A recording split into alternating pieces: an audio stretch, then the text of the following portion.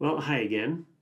Today I'm going to be addressing a question that I hear a lot from clients that are about to retire. They've got a certain amount of money and they want to know how long it's going to last and how much risk they should take or need to take. So we're going to look at a very high level, three different scenarios. If all of the money was in the stock market, the S&P 500, if it was all in the bond market, the Bloomberg Aggregate Bond Index is represented. And then also, what if it was a 60-40 split, 60% in stocks, 40% in bonds? Keeping in mind that none of these returns are guaranteed. This is the past 30 years. Also, we're not considering taxes or inflation. So this is very simple math, high-level overview, just to help you get started in thinking about what direction you want to take as far as risk, or if you're way out of line with how much money you need versus how much you think you need.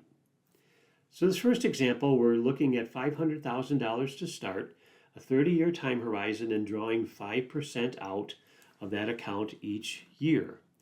And what would happen is, in year one, you're taking out $25,000. In the scenario, you can see that the income actually grew from $25,000 in the beginning to about $90,000 at the end of 30 years, and the portfolio value itself would have grown to approximately $1.8 million. What if it was all in the bond market? Well, this chart actually shows three different versions. In the bond market, if it was all in the Bloomberg Aggregate Bond Index and you took 5% out, your actual income in the 30th year wouldn't be all that much higher, about $31,000, and the end result would have been approximately $600,000.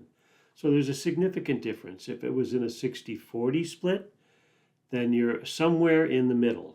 While stocks drive long-term growth, bonds manage volatility. Blending sometimes reduces some of the volatility and also can mitigate some of that risk. So really, what is your goal? For most, it's that income that'll last and not the highest return. But there are a lot of things to consider.